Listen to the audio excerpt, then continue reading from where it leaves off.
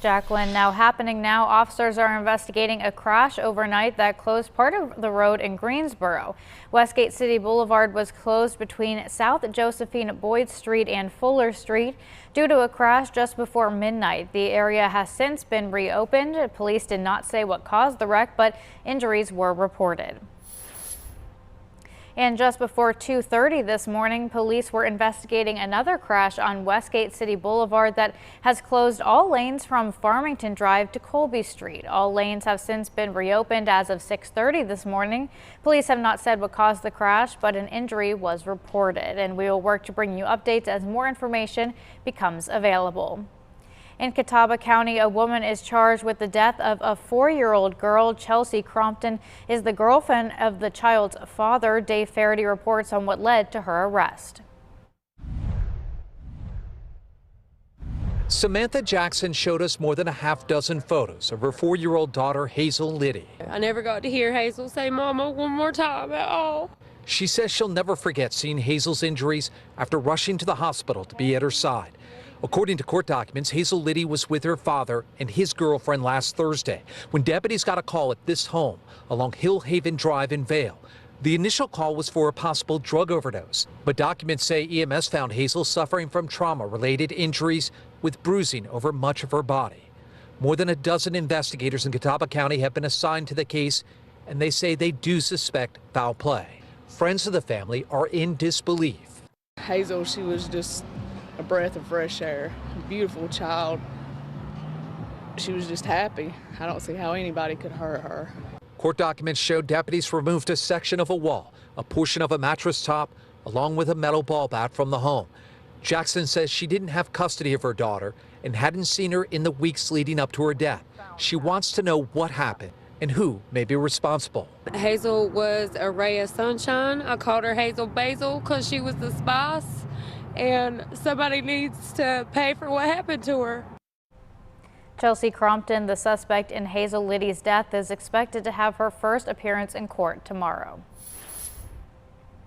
2 men are recovering after being shot at a mall in Greenville. It happened at around 6:30 p.m. Friday. Police said they do not believe the incident was a random act, but stemmed from a dispute that happened at the mall. The victims were taken to the hospital with non-life-threatening injuries. Officials have not confirmed if more than one suspect was involved.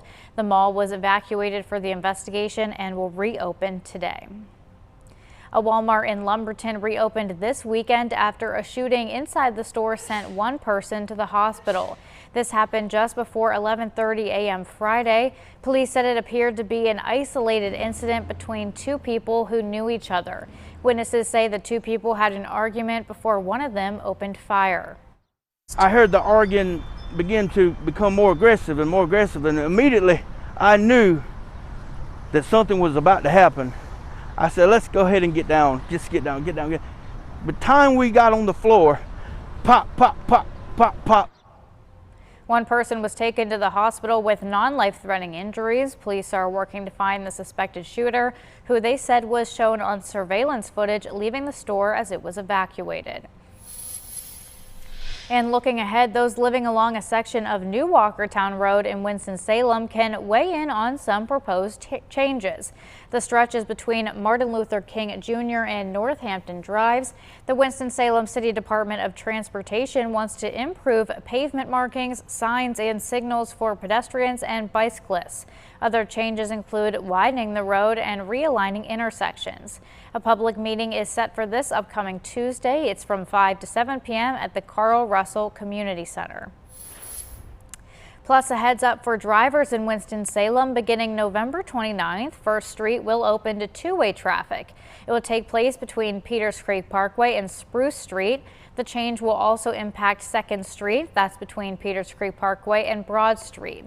Other sections of 2nd Street will open to two-way traffic on January 1st. And for the first time being, electronic message boards are telling drivers about the change. And this is part of a $2.8 million makeover to downtown streets. The purpose is to slow traffic and make it more friendly for pedestrians.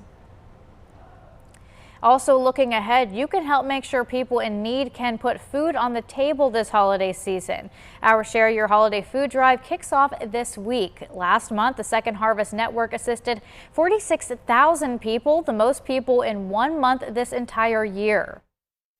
When we look at food insecurity, no one wants to see a child or a family go without. But the fact is that we can all do something about it. We can contribute time by volunteering, we can contribute to area food drives, or make donations to Second Harvest and others that are really trying to address this issue. And that's why we're asking for your help. Beginning Tuesday and up until Christmas Day, our newsroom is partnering with Second Harvest to help provide food to those in need. On November 29th, which is recognized as Giving Tuesday, our Devontae McKenneth and Laney Pope will be at Second Harvest's new headquarters in Winston-Salem to collect donations. That's located at 3330 Shore Fair Drive.